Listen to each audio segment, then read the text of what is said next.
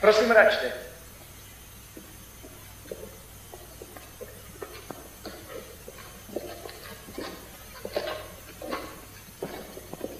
Prosím.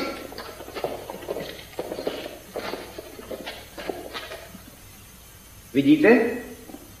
Malá bílá skvrna někde na povrchu těla, chladná a naprosto necitlivá. Sestro, podejte mi jeho. Cítíte něco? Nic, pane profesore. Takzvaná mácula marmorea, proto se té nemoci také říká bílá nemoc, ale my jmenujeme prostě Chengova nemoc, čili morbus Chengy, podle doktora Chenga, který první popsal na několika případech v pejpinském špitále. Je to nákaza, která hrozí stát se pandemií a zachvátí prostě celý svět.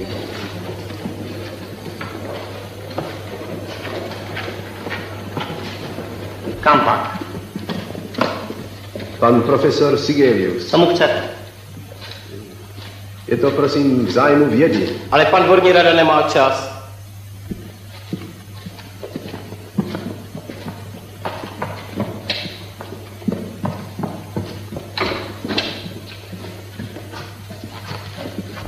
Podle názoru mého a mé školy, která se dnes honosí tím, že je klinikou slavného Lilienthala, mého nebožtíka Thána, je morbus Chengy choroba nakažlivá, kterou přenáší dosud neznámý bacil. Nákaze ovšem podléhají osoby jenom plně dospělé, asi tak od 45 nebo 50 let nahoru. Mladší organismy nikoli. To je neobyčejně zajímavý. Myslíte? Kolik je vám let? 30, prosím. No proto. Kdybyste byli starší, tak by se vám to asi nezdálo tak moc zajímavé.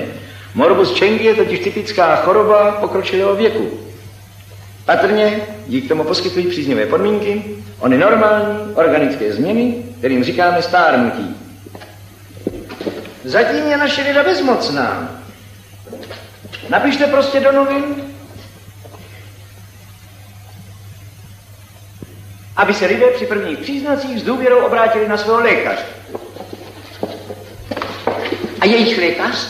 Jim předepíše mazání, těm chudším hypermangán, těm bohatším perlánský balzám. A pomůže to? Ano, proti zápachu, když se otevřou rány. To je druhé stádium. A třetí stádium? Morfin.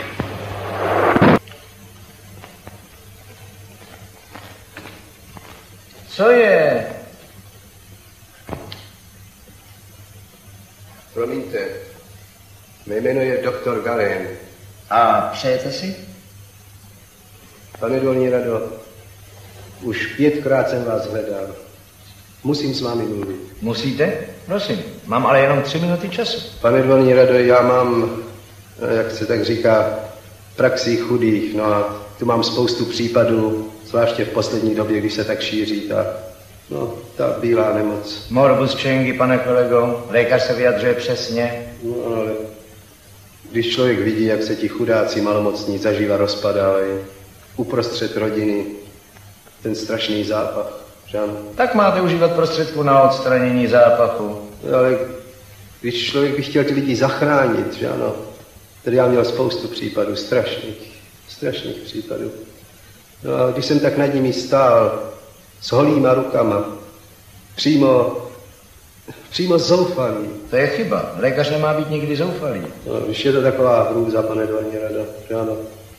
No, tak jsem si řekl, že se něco musí stát, že něco musím zkusit, abych tady nestál tak nadarmo. Zkusil jste něco? Ano. Tak to je chyba. Praktický lékař podle mého mínění se má držet osvědčených prostředků. Jak k tomu dovolte vaši klienti přijdou, aby byste na nich zkoušel nějaké své podivuhodné metody? Ale pane dvorní... Dovolte, prosím, ještě jsem nedomluvil. A co se týče Chengovy nemoci, radil bych vám užívat Pan dvorní rada na číslo 13, pan dvorní rada na číslo... prostředků na odstranění zápachu a morfia. Hlavně morfia. Prosím. Co povím, Galéne? Vy nám řeknete, v čem záleží vaše metoda?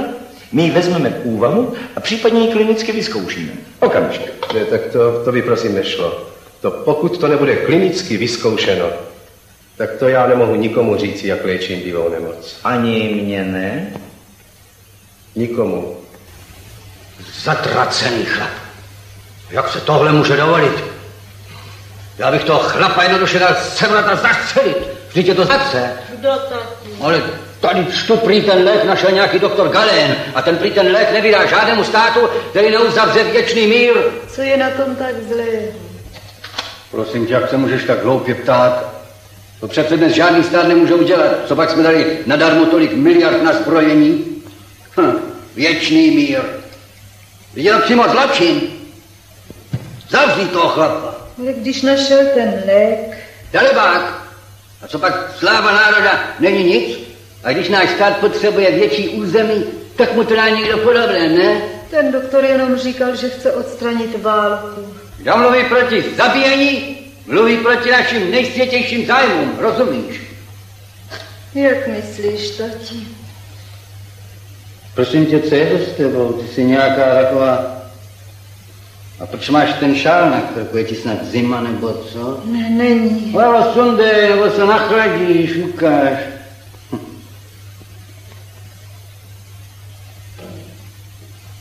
Ježíši matko. Maminko, ty máš na krku bílou skvrnu. Tak co je s vámi, člověče? Pane doktore, já mám tu bílou nemoc. Ukažte se. No, poslyšte, to ještě není tak zlé. Je to sice bílá nemoc, ale čím pak jste? Bez zaměstnání. Býval jsem v kovodílně. A teď? Co se najde? Pane doktor, já slyšel, že prý pomáháte chudým. Poslyšte, to by tak trvalo 14 dní. Já bych vám dal 6 injekcí. Člověče, můžete zaplatit 6 injekcí? No to se rozumí. Přijde na to, nač by to přišlo. To by přišlo velmi draho. Pane barone Krogu. Pane doktore, já přece nejsem žádný baron. Tak dost, poslyšte, to ne. Tak to by bylo škoda našeho času, víte? Já vím, doktore, že léčíte jenom chudé, ale kdybyste mě vzal do léčení, dal bych vám k osobní dispozici 1 000 000.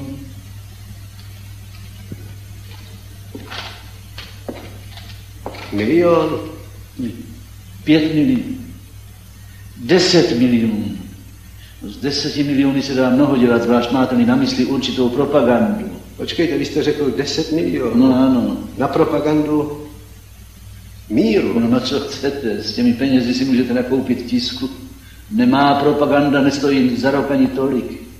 Poslyšte, to by vážně stálo tolik peněz, aby se psalo pro mír.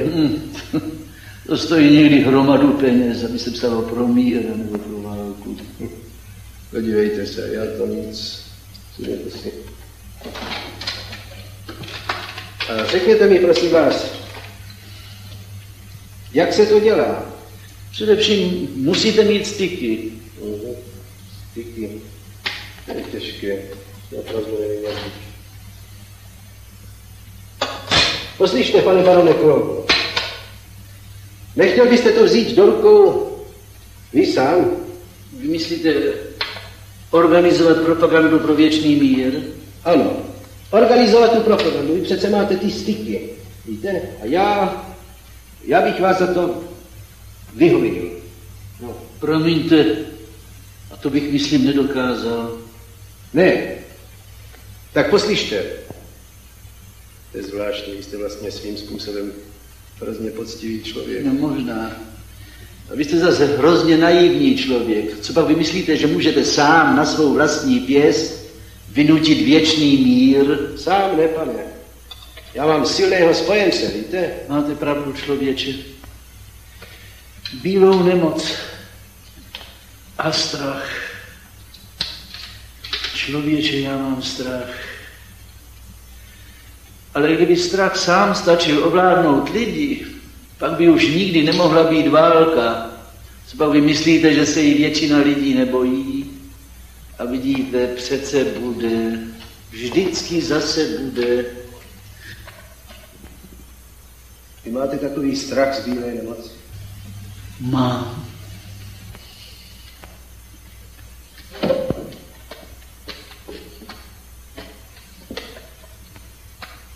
Poslyšte, pane barone Krogu, Nemohl byste ve svých podnicích zastavit výrobu zbraní a munice? Nemohl. Já ti druhé mocnosti ukáží, co dovedou.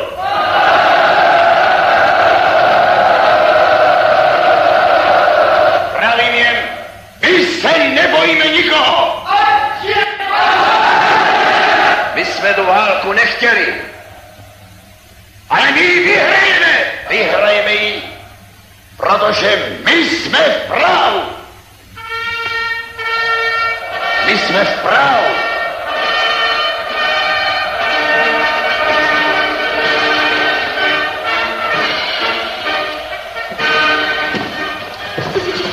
Je vám, excelence.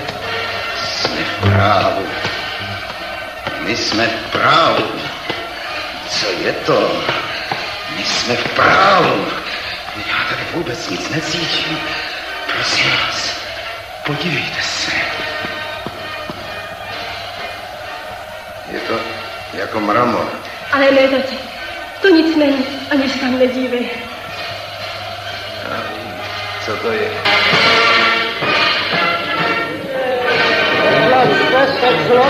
Prosím vás, zkuste mě, já musím dovnitř, někdo tam na mě čeká.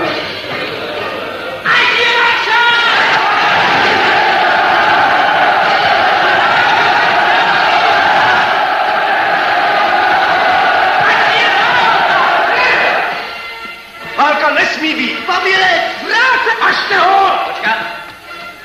Ažte ho.